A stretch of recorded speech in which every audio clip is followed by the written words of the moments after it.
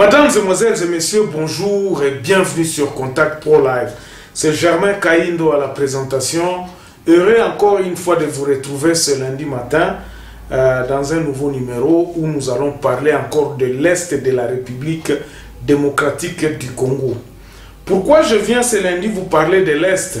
Parce que j'avais attendu depuis le 17 na pesa kibino kaka scoop moko ya dada oyo aza na Belgique oyo pesa kibino likambo atomboka ki makasi wa pona likambo ya Est alobi bana Est baza ko endure ba situation que les Kinois ne veulent pas entendre ou le président ne veut pas en parler. Je crois que vous avez lu dans le titre de cette émission, votre silence signifie votre complicité. Au fond de moi, au fond de moi-même, je commence aussi à croire. Et je crois, je sais que Eza Bongo, président a comme complice. J'avais parlé de ça depuis longtemps que Zoye Nakaya Kabila. Toutes les démarches que vous pouvez commencer à faire. Hier, j'avais parlé, j'ai dit ceci, j'ai dit que Likambo Oyo Yakobongisa Congo, il faut ezala radical. Ou bien nous allons dans le mal, ou bien nous cessons avec le mal. Il n'y a pas d'intermédiaire. Voici ce qui nous arrive.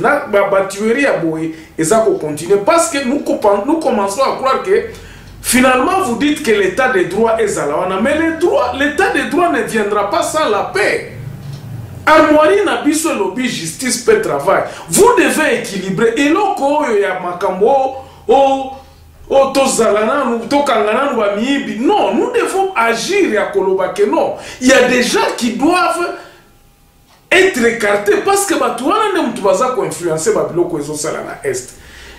vous avez vu le diagramme Onatie Awa, diagramme Oyo et lobby Boy. Depuis 3 jours, nous comptons combien? 43 morts.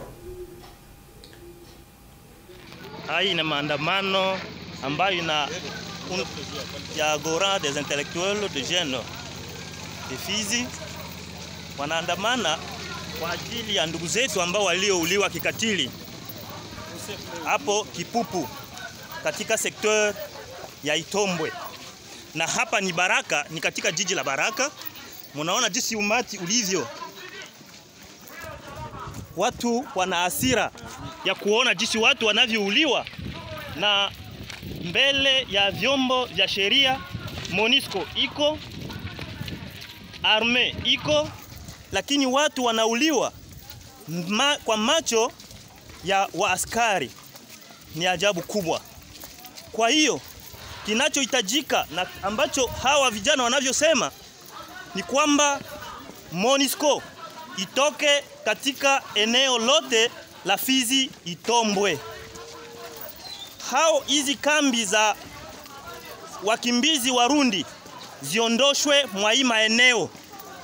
Hiyo ndio message ambayo vijana wanayo. Ni huzuni kubwa kwa hayo. Asante. Depuis 3 jours, 43 morts. Na kwa Sabino botala nanu diagramme Oyo, Masisi, Beni, na Walikale. Nous sommes toujours à l'Est. 43 morts. Mais ce qu'on t'a dit, région à Kivu, ça c'est depuis le 24. Hein?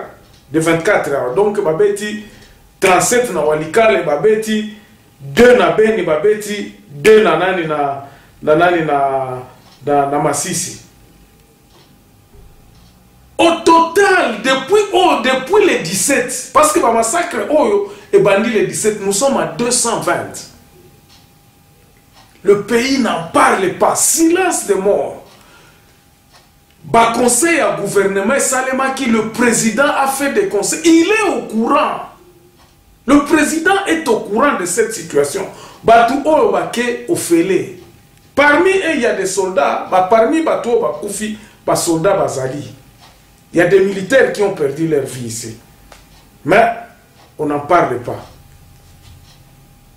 Alors, Dada Lobaki, Alobi, biso bato ya este d'abord pour vous dire que bato o mibale bakufi na Beni, il y a parmi eux oyo aza vraiment na famille, maman moko aza vraiment na famille, aza mutu moko oyo na yebi. Je connais la famille et je connais la tante qui a péri dans cet incident-là à Beni. Biloko Ezako Salema, Kinshasa ne dit absolument rien. Et c'est ça qui m'écoeure. Yamuna Zolo Banaobi, complicité à Tshisekedi, donc le FCC cache, ma condition, ma ça est peut-être, parce que ça se voit, pas peut-être, mais qu'il ne fait mot dans ma cambo sécurité à Est. Et c'est là où nous nous disons que non, il est entré dans le plan de la balkanisation à Est. À côté na plan wana parce que ceux qui olobi que olobela ba makambo je ne pense pas que ozako supporter ou bien mboka neti par exemple tolo baka neti Nigeria. Regardez, on a tué 5 humanitaires. Vous regardez comment est-ce que mboka mobimba ezalaki elobeli likambwana. Je ne pense pas qu'au Rwanda, s'il y a des militaires ou wapio babomi quelque part, bazanga kolobela bango. Il n'y a que chez nous où on peut tuer un grand nombre de personnes comme ça et puis on fait fi. Et là comment quoi ça et l'obamite. Et là comment quoi et l'obamite. Alors, à quoi bon Toti kalana mboka oyo. Ba kivusien oyo bino bozako banga. C'est ce que je disais dans le but. Les gens ont peur. Batouazap n'a peur bleue à Kolobela Likambo parce qu'on n'en bénéficie absolument rien. Ici, exacté. Tshisekedi, paix à l'est du pays ne viendra pas de Kinshasa. Toye bayango bien, paix na biso na est et kouta Kinshasa te. Si Kinshasa aujourd'hui décide que non, Makambouane Sili et Kosila, mais il ne décide pas. C'est que Bazan a plan, Moko Bazako poursuivre. Et c'est quel plan?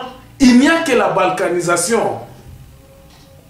Il n'y a que la balkanisation. S'il n'y a pas que la balkanisation, c'est qu'on est en train de retarder peut-être. Et l'on va perdre. Pourquoi? Parce que profiter de la situation, Bazana, on a besoin de profiter encore un peu plus. De 2 mois, 2 ans, 3 ans, 4 ans, 5 ans même.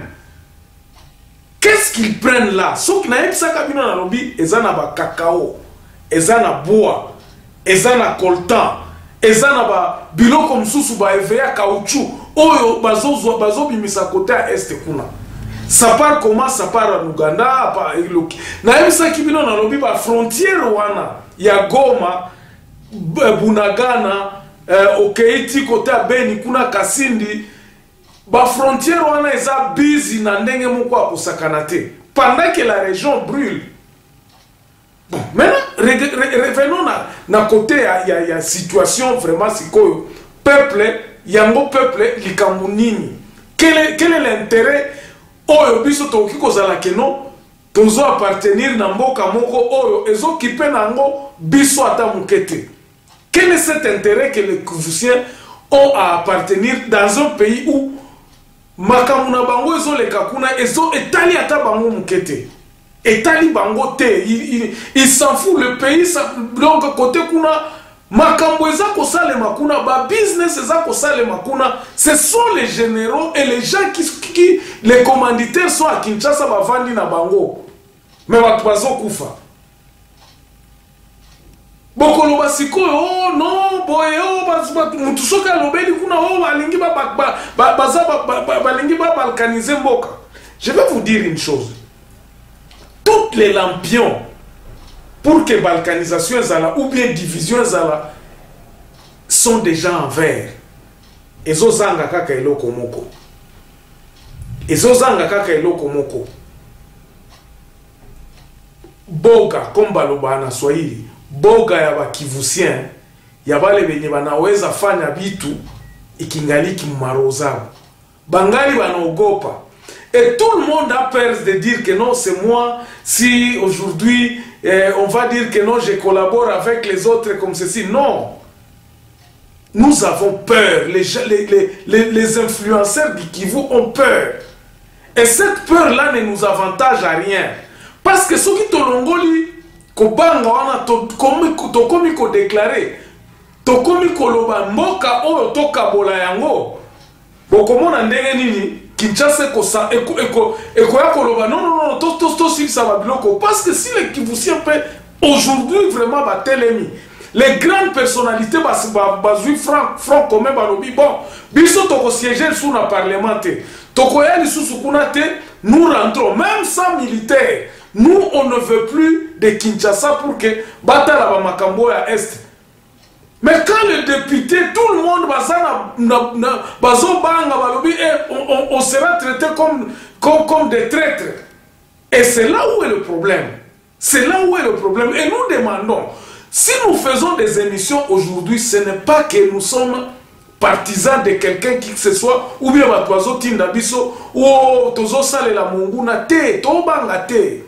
Nous dénonçons des choses qui sont réelles. Comment un pays, on peut tuer 200 personnes et puis Bovandi calme. Président de la République a eu l'opportunité, il y a Kolobela pays, même à ta qu'on mentionné que tu peux s'appeler na Batunabiso Bazana Est. Et à tel ou mon côté.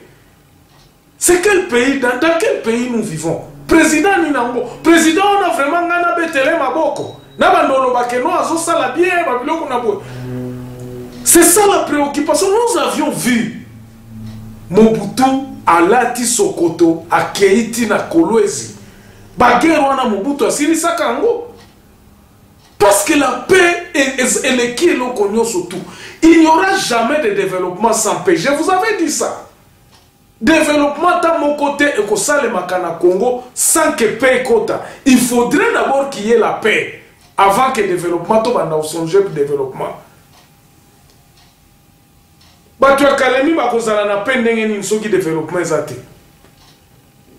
Et nous avons crié tout ça. Donc, Babylon, Batua Est, Bozwa, courage dans ma boko mi balé. Refusez toute cette histoire. Comment est-ce que vous pouvez siéger dans le Parlement pendant qu'on est en train de vous tuer? Il faudrait quelque chose. Parce que personne ne viendra à Kolobakeno. Nani, la solution, c'est les enfants de l'Est. Ce qui va tuer Est, va vendre na bango balobite. Bisoto okendete na Kinshasa tant que père kozala na Kivute. Ituri to silisana no babilo kwana. Mikolo nyoso baza koloba o FARDC salibo FARDC salibo. Ils savent ce qu'il y a.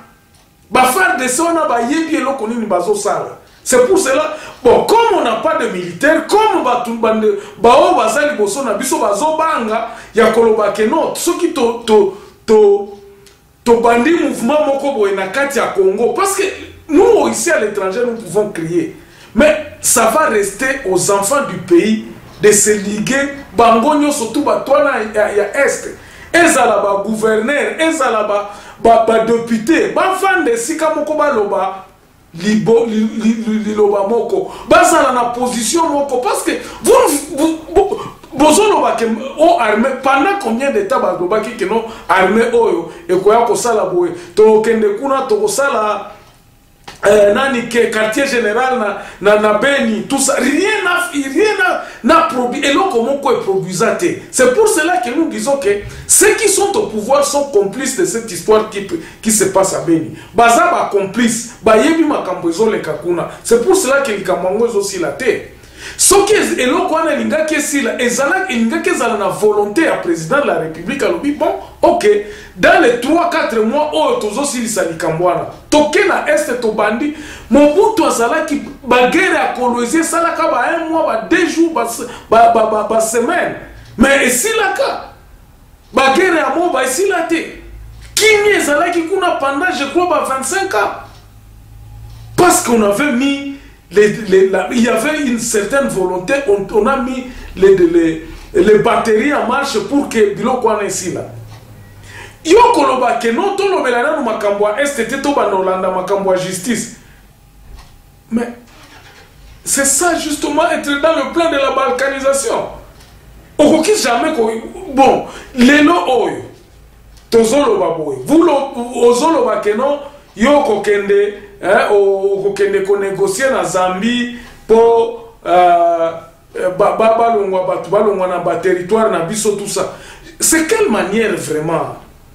Étant nini yango to okende te mutoye ko beto na ndaku et puis okangi otie mukila na kati ya makolo oke ko négocier na ba africain musolo bite. Respect ko utaka wapi? Respect ko utaka wapi? Ah, Mobutu. Mobutu, c'était un président. Mobutu Azala est président. En tout cas, nous avions vu quelqu'un qui allait à lobby Tokosili Sakuna a formé. Naïpsa qui vient à lobby armé na biso tangu oyo eza parenthèse. Ce qui to restructuré armé te to jamais to zala na kimia. Armée oyo rempli na ba rebelle. Et ce sont ces rebelles-là qui en profitent. Batu oyo bazana amour à pays. Batu bazana amour à pays. Alors vous allez me dire quoi aujourd'hui? Bokoyeb sangani. Que République à qui vous botamate? Kalate, yamona zoyeb sana lobby. République à qui vous zananzela. Toutes les lampions sont en vert pour que République wane botama. Et bandika mouke. Parce que vous êtes complice, vous savez que vous maîtrisez la situation. Mais ce qui vous sait, tangu bakoya kokota, tangu bakoya kolamuka, bakoya komona keno, Kinshasa ce n'est qu'un lion en carton, to envahir pays na biso to kabolango bien et kosalem. Pourquoi? Parce que les loyo, qui vous attend na eloko mon côté à quoi envier na Kinshasa? Les Kivusiens n'ont rien à envier à Kinshasa. Et nous pouvons nous séparer et puis nous kende bien. Et aucun bien. Nous ne serons pas parce que et loko ezo bangi sa super ba Kivusiens bazo kanisa balobi te ba Rwandais ba ko envahir bango te. Les Rwandais ne pourra pas nous envahir parce que tokokipe ceux qui s'organiser très bien. Batouana peut kikobeta bango très bien. C'est parce que les Kivusiens, on n'a pas encore des hommes qui disent que non, biso boende to salem.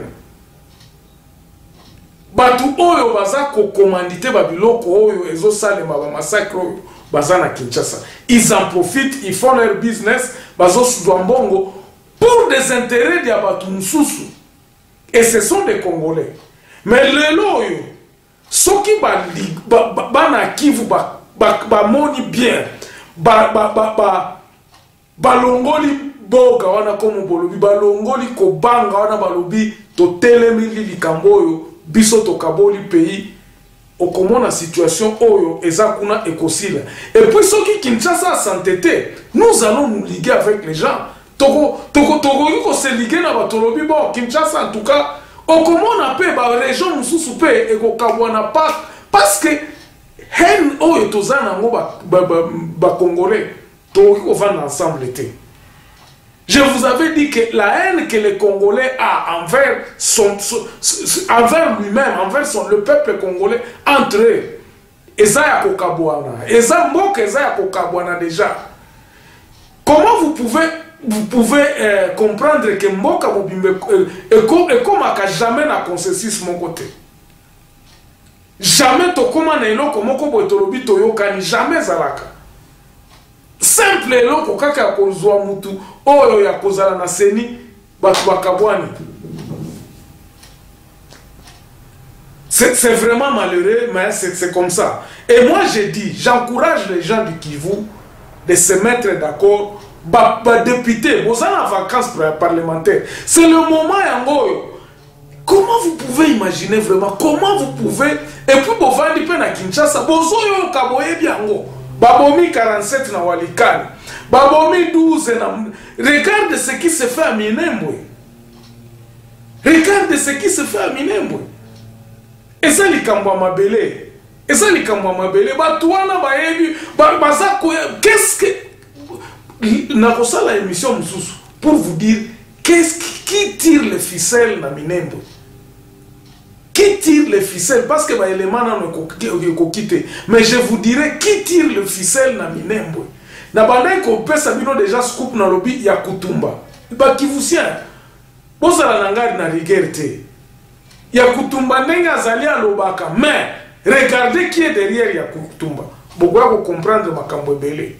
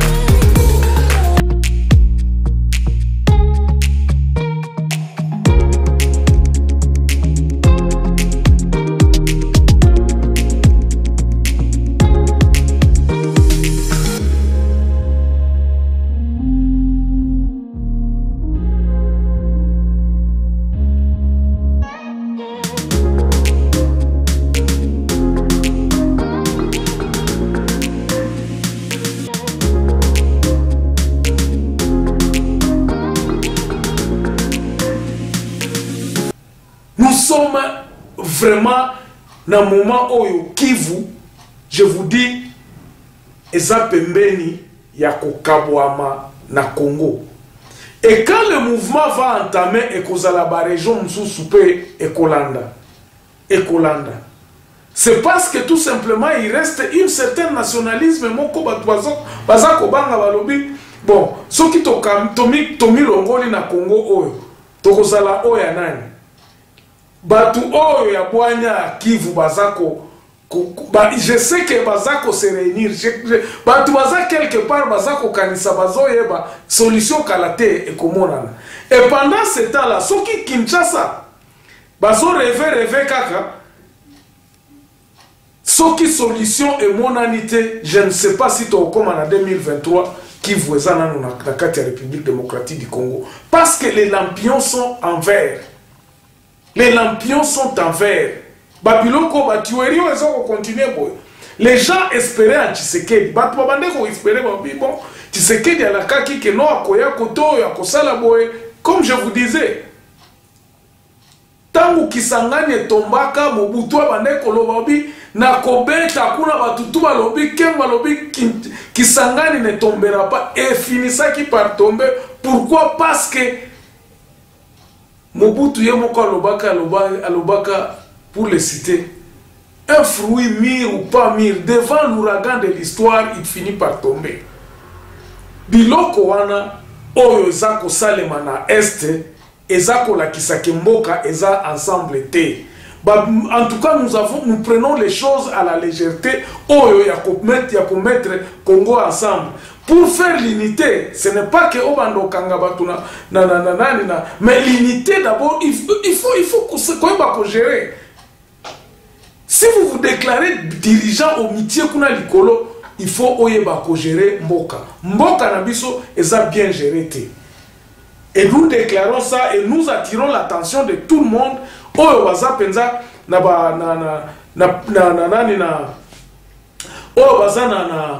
na pouvoir lelo, monsieur le président, na député, surtout au baza influent, même les gouverneurs qui sont complices à Babiloko oyo bossa la keba, parce que le peuple quand il va s'élever Babiloko msusu bozala à mesure à maîtriser en côté. Il est grand temps à ce que Kinshasa, à ce que le président de la République abanda kozoba mesure oyo et s'il s'aba massacre oyo salemana est. Je vais m'arrêter là aujourd'hui. On se revoit demain dans un nouveau numéro. Au revoir.